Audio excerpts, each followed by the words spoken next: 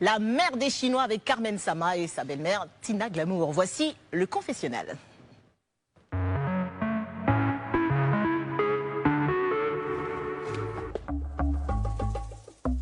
Ces sublimes galops dans le cyberespace sont originellement fondateurs de ce que même les prophéties autoréalisatrices les plus pessimistes n'ont pu contrebalancer, la force du destin.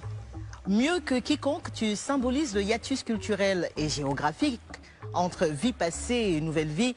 Sauras-tu décrypter les ressorts de l'indicible dont on te charge collectivement? Carmen Sama, voici ton confessionnal. Es-tu prête à répondre à nos questions sans langue de bois? Oui. Pourquoi tu souris? Je suis prête. C'est la toute première fois que tu prends la parole sur un plateau de télévision depuis le drame qui a emporté la star du coupé-décalé, DJ Arafat, dont tu partageais la vie. Plus de 2 ans plus tard, est-ce que tu peux nous raconter comment tu as vécu cette épreuve?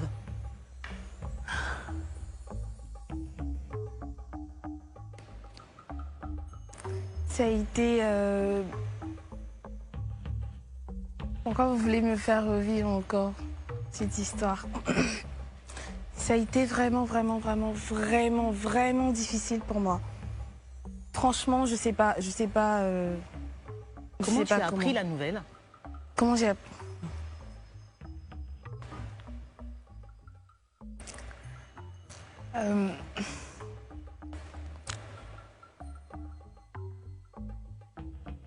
J'arrive toujours pas à digérer, c'est un peu... J'arrive toujours pas à en parler. Ouais. Connie, tu vas me faire pleurer. Bon. J'étais sous la douche, à la maison. Rafna était déjà couché. Et là, il avait un de ses petits à la maison qui a frappé ma porte. Bon, il bégayait un peu. Il a dit maman. Il m'appelait maman. Maman, papa a eu un accident. Donc je dis, c'est pas possible en fait. Comment? Il a dit que non. Je dis bon, on connaît tous Didier. Il a l'habitude de se casser le pied, de se casser les pieds, de se casser les bras. Il va tout se lever. En fait, j'ai pas sur le coup, voilà, j'ai pas mesuré la gravité des choses. La situation. Du coup, je me suis douchée. Bon, j'ai fini de me doucher, je me suis habillée, je me suis apprêtée. Et là, on m'a ramenée directement à l'hôpital. Et là, en fait, j'étais dans un taxi. Mon taxi a passé juste à côté de l'endroit. Et là, étant dans le taxi, j'ai vu la moto, mais la moto était dans un état vraiment... C'est vrai que ce sont des images difficiles. Vraiment, ouais. Donc voilà. Donc je suis partie. Et là, les médecins, les docteurs sont venus me dire oui, c'est qui on a besoin de voir l'épouse parce que là, il rentrait en salle de scanner. Donc j'ai couru, je suis allée vers eux et ils m'ont demandé de récupérer ses boucles d'oreilles. Il avait des petites perles dans ses cheveux et tout, j'ai récupéré, mais il était dans un état vraiment très grave. Donc après, je suis restée là jusqu'au lendemain. À partir de 6 h du matin, on m'a fait appel. Le docteur m'a dit, j'espère que vous êtes forte. Je dis, mais quoi? On dit que non, il n'est pas mort, ça va, mais il est dans un état vraiment critique. Il a une commotion cérébrale, mais sévère. Je dis, docteur, français, ça là, je ne comprends pas. Il va se lever. Il dit que oui, non. Les docteurs, non, on essaie de faire, mais ça va, ne vous inquiétez pas, mais ça va aller. D'essayer de te rassurer. Essayer de me rassurer. Donc là, est-ce que je peux le voir? Ils m'ont encore fait patienter et après, je suis partie. Je suis rentrée en salle de réanimation. Et quand je suis rentrée, j'étais pas... je sais pas. J'ai senti qu'il y avait un truc qui n'allait pas. Parce que déjà, c'était ma toute première fois de rentrer dans une salle de réa. Mais quand je rentrais, j'ai vu que les autres patients, bon, Ils étaient dans un état vraiment chaotique, mais ils bougeaient un peu. Voilà, ça faisait des petits mouvements, Mais lui, quand on m'a ramené au niveau de son lit, il était tout raide. Il était tout raide et il était branché à des machines en fait. Je me dis, mais docteur, pourquoi ceux-là ils bougent? Et puis lui, il bouge pas. Parce qu'ils sont dans cette salle-là, c'est le même bruit. C'est le même bruit. Pourquoi eux, ils arrivent à bouger le bras, le pied, faire de petits gestes, mais pourquoi lui, il est tout raide? Il dit que non, ça va et tout, ne vous inquiétez pas. Est-ce que vous avez dormi? Je dis non, je ne peux pas dormir. En sachant que mon mari est là. Vous voulez que je dorme comment? Si vous étiez à ma place, vous allez dormir. Donc ils m'ont dit non, ça va, je savais. Ils ont mis un drap blanc là. Ils ont laissé sa tête dehors et ils lui ont mis une petite bande blanche sur les yeux pour cacher les yeux. Je ne savais pas qu'il était déjà parti. Ils m'ont caché. Donc j'étais là. J'ai parlé avec lui. Je lui ai dit non, tu ne peux pas me faire ça parce que tu ne peux pas me laisser en fait. J'ai que 24 ans. Je viens à peine d'avoir 24 ans. Tu ne peux pas me laisser avec un enfant. Je vais faire comment? Donc j'étais là. Et là, tu réalisais en fait que... Mais en fait, vu qu'ils m'ont dit que ça va, mais j'avais tellement un mauvais pressentiment que c'était pas... C'était trop difficile. Donc là, dès que j'ai tourné le dos, je suis allée à la maison, le temps de me changer et tout. Dès que je suis partie, ils l'ont débranché, ils sont partis. Parce que quand je suis revenue, il n'était plus là. Ils l'ont ramené à Evosé. On imagine ta douleur. Pourquoi, Carmen, tu t'es tue tout ce temps, malgré les critiques et les attaques? Pourquoi tu n'as pas parlé? Parce que je viens d'une famille du côté de ma mère, très pieuse. C'est vrai que je fais ce que je veux, mais on a beaucoup de principes. Et mon père, c'est quelqu'un de très sévère. C'est quelqu'un qui est les gendarmes. C'est quelqu'un qui est très, strict. Il arrive à nous éduquer comme il le peut, mais dans le respect. Moi, il sait que je ne suis plus un enfant parce qu'aujourd'hui, je suis mère. Donc, il se dit, bah, Carmen, je ne suis plus au stade de te dire pourquoi tu es rentrée à 20h. Pourquoi tu es rentrée... Je ne suis plus à ce stade-là parce que tu es devenue grande. Donc là, tout ce que je peux te dire, c'est fais attention, mais ne réponds jamais aux critiques. Donc, tu as ne rentre jamais dans ce genre de bassesse. Tu as écouté tes parents? J'écoute mes parents. Alors, pendant la période des obsèques, tes faits et gestes étaient passés au peigne fin, ça c'est sûr. Oui. Alors, du coup, qu'est-ce qui t'a le plus blessé dans tout ce que les gens ont raconté? Que j'étais avec Didier pour de l'argent. Il y a des gens qui ont écrit ça? Oui, plein de personnes. Que j'étais avec Didier pour de l'argent, que si tu es Carmen aujourd'hui, dis merci à Didier. Il n'y a pas de problème. Je reconnais que... bien sûr. Je suis très reconnaissante en fait parce que c'est lui qui a permis que je sois là aujourd'hui. Et c'est le papa de ton enfant? Pardon? C'est le papa de ton enfant? C'est le papa de mon enfant. C'est la personne qui s'apprêtait à me passer la bague au doigt. Mais malheureusement. Donc voilà. Mais les gens ne comprennent pas que je ne suis pas la seule fille du monde, la seule jeune fille à cet âge-là qui a perdu son mari en fait. Je veux dire à cet âge. Mais les filles comme moi, la plupart sont restées dans la rue, se sont délaissées. Mais moi j'ai repris ma vie en main. Parce que je me dis, c'est l'enfant de Didier. Et je suis la femme d'une grande star. Et tous les regards sont sur toi. Je peux pas te laisser aller. Me laisser aller. Demain, ils vont dire oui, allez voir Goni Touré, SOS, Carmen a faim, c'est chaud. Je peux pas. Je dois garder le nom là. Donc, c'est apprendre ou apprendre. Apprendre ou apprendre. On va ouvrir à présent la page de la série, en fait. Quels sont tes rapports aujourd'hui avec, et la liste est longue. On va essayer de l'écourter. Je vais commencer par, quels sont tes rapports aujourd'hui avec ta belle famille, Carmen? On a plus de rapports. Plus de rapports? Oui. Dans la famille, il n'y a même pas une seule personne avec qui tu es proche et que tu es en contact régulier? Si, une seule personne. Et c'est qui? L'oncle de Didier, mais il est aux États-Unis. On se parle très souvent, mais lui, c'est quelqu'un de soft, c'est quelqu'un de très calme, qui me donne plein de conseils. Et je lui fais un gros bisou. Et donc avec ta belle-mère, ton ex-belle-mère? Non. Aucun rapport du tout. Il y avait des rapports, mais c'est terminé, c'est fini. À cause de tout ce qui s'est passé dernièrement. Oui, et je ne vais pas rentrer dans certains détails parce que mes parents m'ont formellement interdit d'en parler. Okay. Donc c'est mort.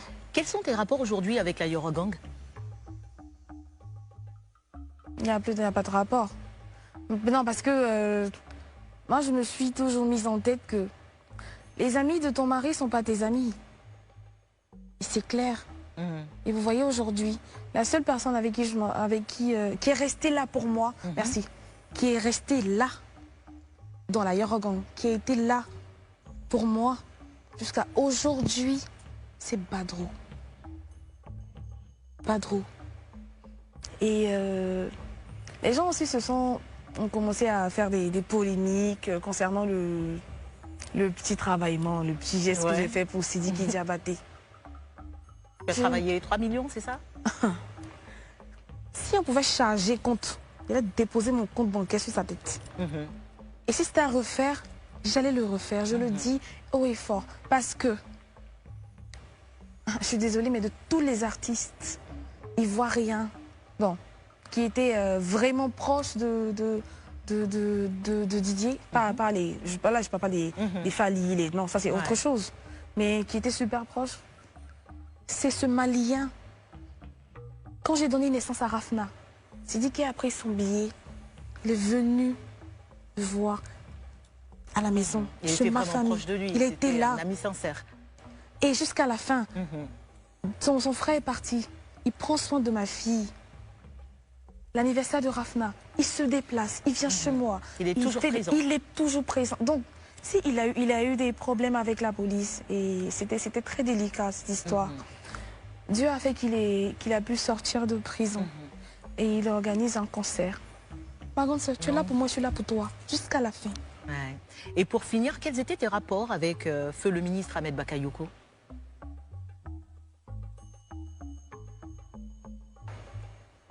C'était mon papa.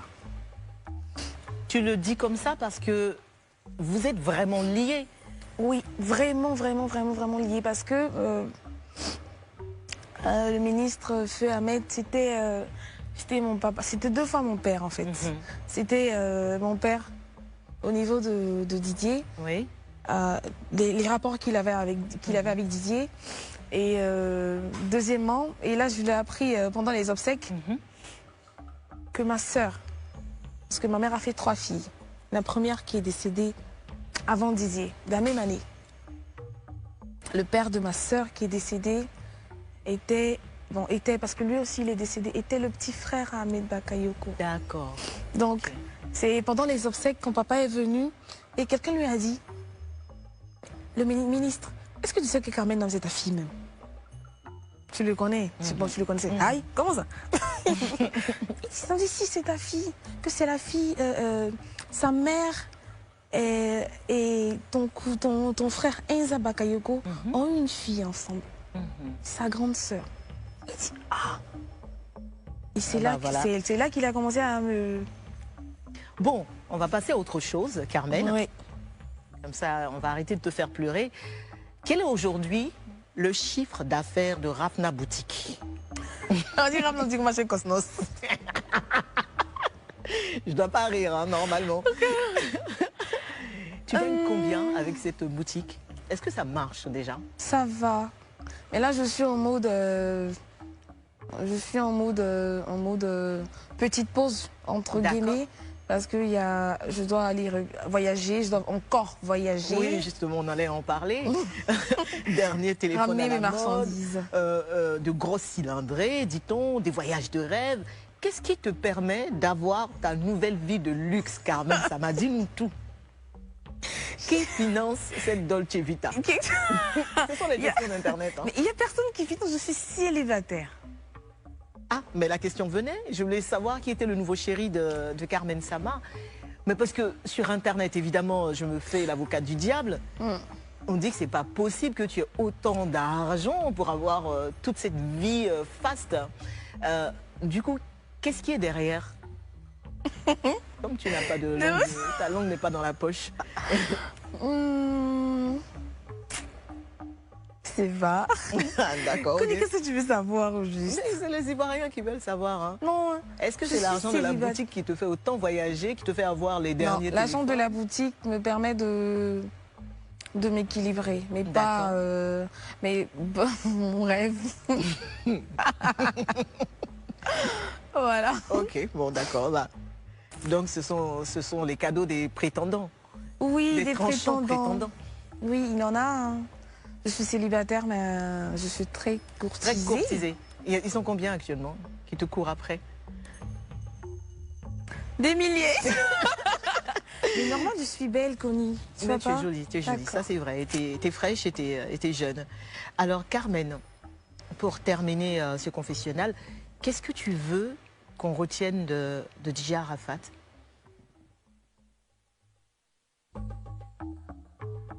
Ou qu'est-ce que toi tu as retenu de lui? Qu'est-ce que moi? On va faire simple. Moi, tu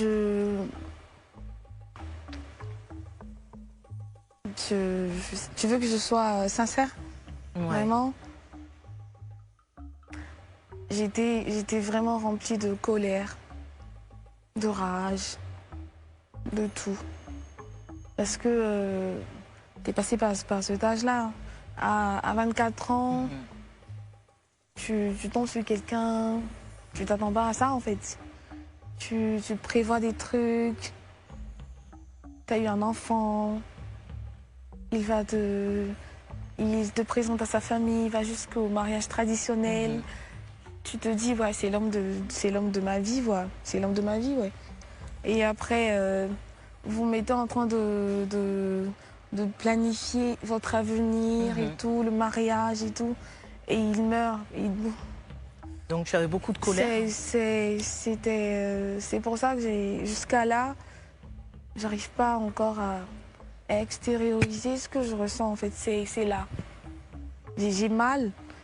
Quand je vois ma fille, je suis contente et en colère, mais je suis... je sais voilà. Pas. Je voulais juste dire qu'il y a beaucoup d'affairés connectés actuellement sur le direct Facebook. Et il y a quelqu'un qui m'envoie une question là. C'est qui Sarkozy? C'est qui Sarkozy? C'est pas Nicolas, hein, Kader. Mais c'est qui Sarkozy? On m'a dit de te demander qui est Kader Sarkozy. Qui est Kader Sarkozy?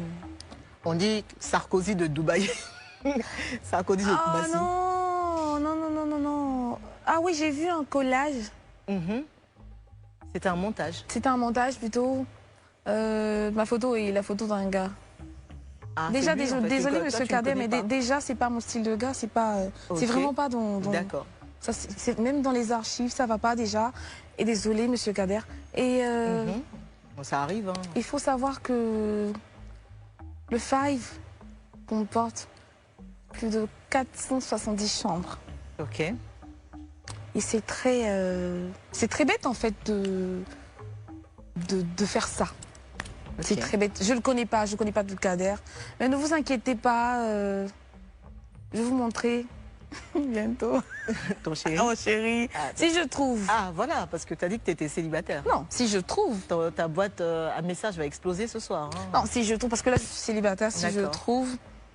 Je vais présenter à la Chine et tout. Vous allez valider, comme vous savez si bien le faire. Carmen, est-ce que tu as été totalement sincère dans ce confessionnal? Oui. Complètement, t'es sûre? Oui. Merci beaucoup, Carmen Sama. Et merci à tous ces affairés connectés. Vous êtes 6000 hein, sur Internet. Waouh, waouh, waouh, waouh, waouh. Merci beaucoup et partagez le direct. Carmen Sama reste avec nous sur Live TV pour la suite du Live Weekend. Et justement, dans quelques instants, elle va se soumettre à notre boîte à défis. Alors, à quelle sauce sera-t-elle mangelée ce soir? Reste avec nous pour le savoir. À tout de suite.